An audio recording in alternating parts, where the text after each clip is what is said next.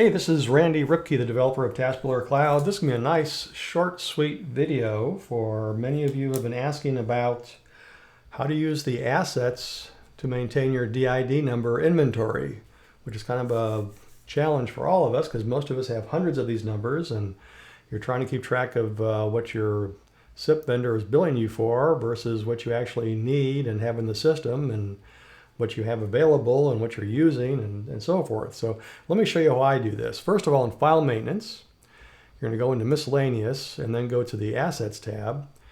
And I'm using three of these subcategories here. So for carriers, I'm using, this is for my Telligent, this would be the vendor that supplies your DID number to you.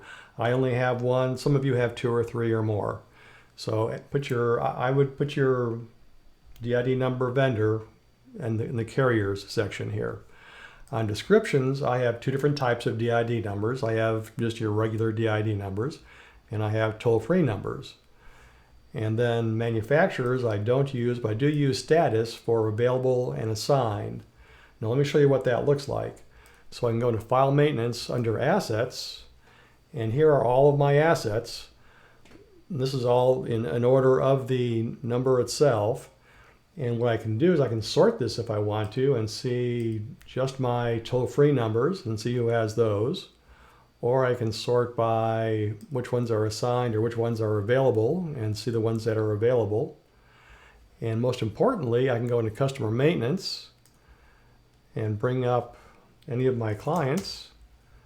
And on the Assets tab, these are the two DID numbers that are assigned to this account. These are the phone numbers that ring into my home account. And the way this is set up on the grid here, it's showing me the two numbers that are assigned, which I'm using. And then below, it's showing me numbers that are available.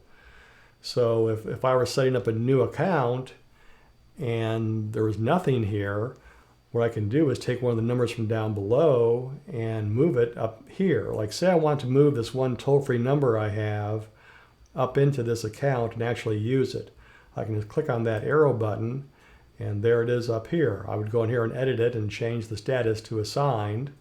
But if I'm not going to use it, I can just hit this arrow over here and it then returns back into inventory so I can use it again in the future.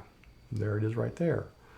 Now what I do periodically every few months is I'll go into the assets and I'll export this as a CSV file and give it to my Midnight agent along with my invoice from my SIP provider and say, hey, go through these and let me know which numbers are on the bill that aren't in our system or vice versa.